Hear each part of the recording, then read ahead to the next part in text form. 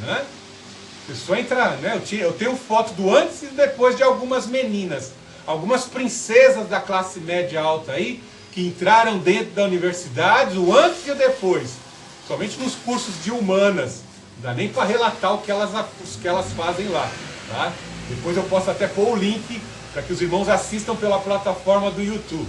É uma coisa horrorosa, o antes e o depois saem completamente desconfiguradas porque partem para ideologias, que são verdadeiras seitas ideológicas, e pervertem por completo o caráter e fazem negar o Deus e a cultura judaico-cristã ao qual nós estamos inseridos.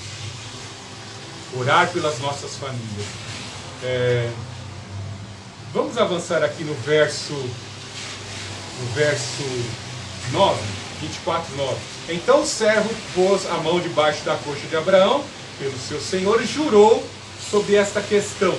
E o servo pegou 10 camelos do seu senhor,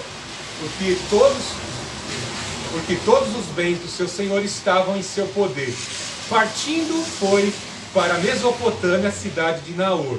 Pela tarde, na hora em que as mulheres saíam para tirar água, ele fez os camelos se ajoelharem junto ao poço d'água fora da cidade. E disse ao Senhor Deus de meu senhor Abraão: peço-te que me des bom êxito hoje e trates com a bondade o meu senhor Abraão. Então, ele era lá o dispenseiro, o Eliezer era o dispenseiro, mordomo, tinha a chave do cofre, foi lá, pegou diversos presentes em ouro, em pedras preciosas, vestidos confeccionados para a futura noiva, 10 camelos, e vai para a região da Mesopotâmia, lá para as proximidades da casa de Naor, do clã de Naor, da família de Abraão, né? E vemos que ele vai para um horário estratégico. Aqui eu vejo toda a interferência do Espírito Santo e dos anjos que foram incumbidos pelo Senhor para dar continuidade e bom êxito neste plano de salvação. Então, diversas mulheres estavam ali naquele horário específico, com seus cântaros, retirando água para as atividades domésticas, para o banho, para a limpeza, para a higienização de suas casas, de suas tendas, né? E ali ele estava clamando ao Senhor para que naquele exato momento pudesse haver a interferência do Espírito Santo, dos anjos nesse momento. Dentre tantas mulheres que estavam ali, algumas mulheres de diversas idades e algumas mulheres virgens e não virgens exercendo tarefas ali, porque era uma região pagã. Mas em especial naquele exato momento, o Espírito Santo está movimentando as peças do tabuleiro. E ele movimenta a princesa Rebeca com seu cântaro ali coletando água. E ele faz na sua consciência. Veja que coisa maravilhosa. Ele está pedindo a interferência de Deus e Deus vai interferir. Se essa mulher que eu pedir água, me der água e também der água para os camelos, como está lá no verso 42, ele vai narrar isso com mais clareza ainda.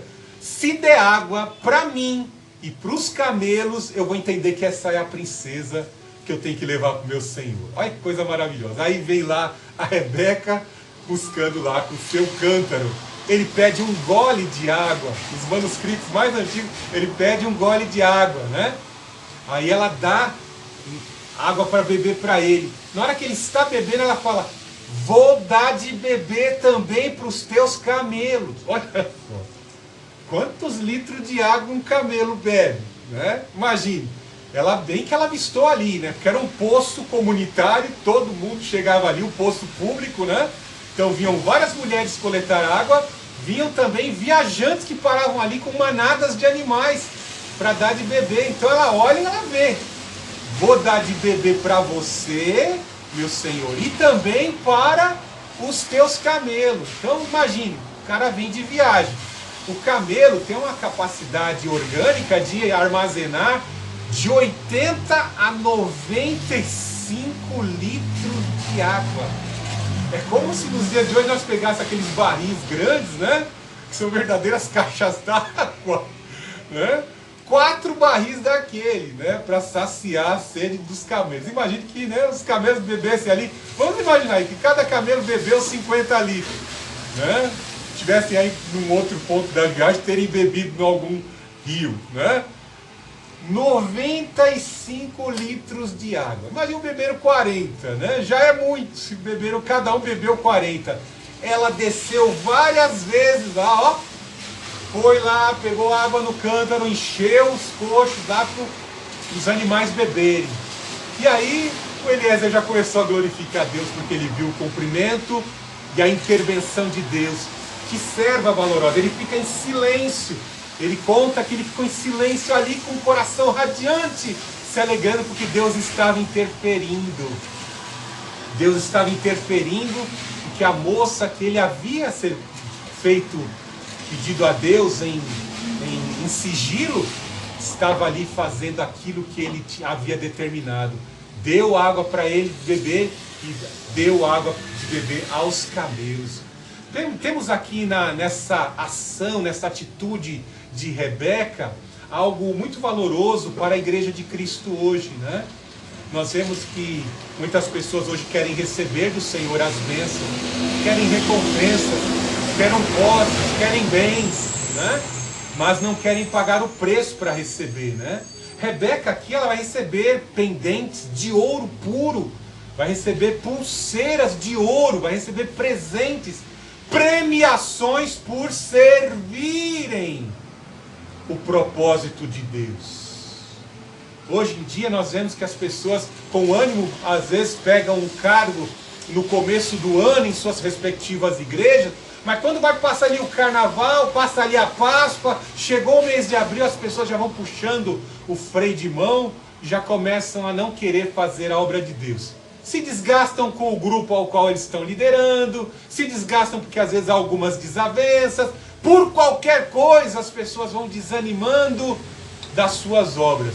E olha que isso aqui não é dar de beber para camelo que bebe 95 litros de água.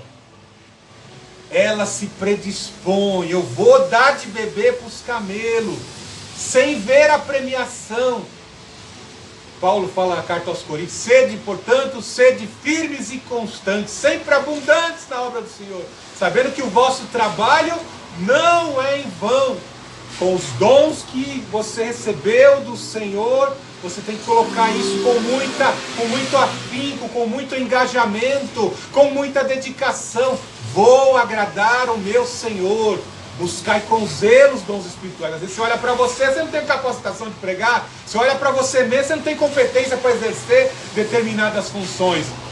Mas quando o poder do Espírito Santo desce, como desceu sobre a vida de Pedro, você perde o medo até de morrer pela pregação do Evangelho. Já não importa mais. Paulo diz, convém por meio de aflições e tribulações adentrarmos ao reino dos céus. Você perde o medo. Você perde o medo porque o Espírito Santo está com você, porque você confia. O Espírito que me capacita é o Espírito que ressuscitou o Senhor Jesus dentre os mortos.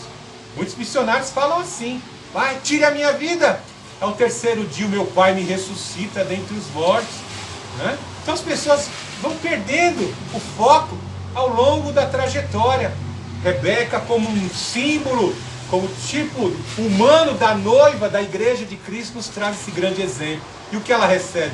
A premiação. Recebeu pulseira, recebeu peça de ouro puro. Quando ela chega em casa com aquele prêmio, o irmão regala os olhos. Sabemos em outras histórias que Labão era muito ganancioso, né? Gostava de ouro, né? Então, onde está esse servo, esse senhor, esse homem bom que te deu essa premiação aí, essa recompensa, né? Vá chamá-lo rapidamente. Ele sai disparado, vai lá chamar Eliezer com seus servos, seus camelos, né? Para ali dar de comer aos camelos, aos servos de Eliezer, e chama ele à mesa. E nós vemos que na mesa o Eliezer tem pressa, né? Porque ele falou, ó, eu tenho pressa, né?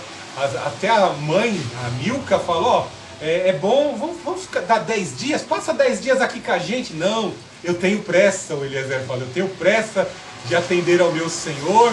E é muito importante, né? É muito importante já voltarmos rápido para assim cumprirmos a incumbência do meu senhor Abraão. Ele narra toda a história. A Bíblia aqui, apesar de ter nesse capítulo 24 ter 67 versículos, dá-se a entender que ele fala muito mais. Além de falar dessa interferência de Deus na escolha da noiva, com certeza também ele falou, né, das experiências de Abraão, que é muito importante, né? E do projeto que esse Deus que chamou a Abraão, agora estenderia-se a casa de Labão, em especial para Rebeca, para cumprir esse plano de salvação. E aí é aquela parte que nós vemos aí. Mas antes disso, vamos aqui no capítulo 24, 52.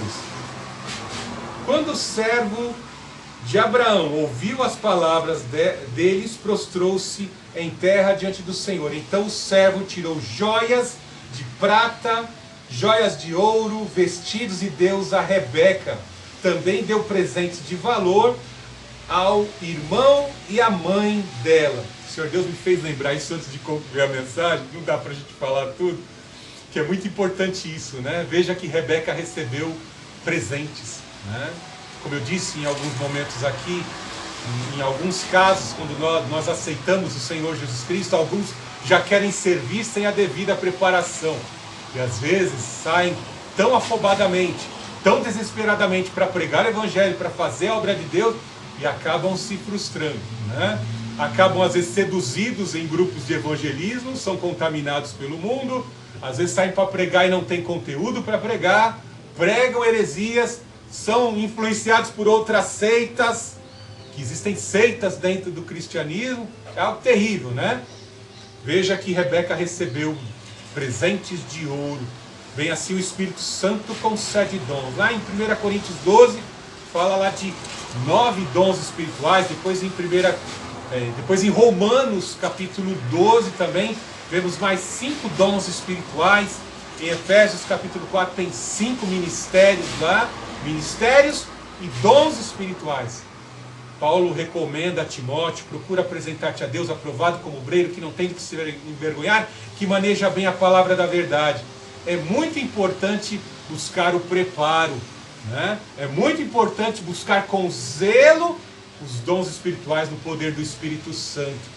Então veja que o Espírito Santo é quem vai capacitar, é o Espírito Santo que vai trabalhar e operar. É o Espírito Santo operando na vida de Rebeca.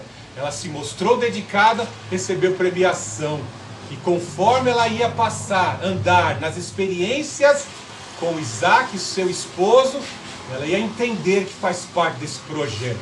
Tanto é que depois lá para frente ela vai perceber isso. Meu filho Esaú não está nem aí, é um negligente com a promessa, com o pacto, com o plano de salvação que Deus fez para o Abraão, para o bisavô. Eu preciso interferir nesse plano, porque eu sei que aquele que fica na barra da minha saia aqui, que é o Jacó, é o mais preparado. É ele que tem que interferir. É um preço altíssimo que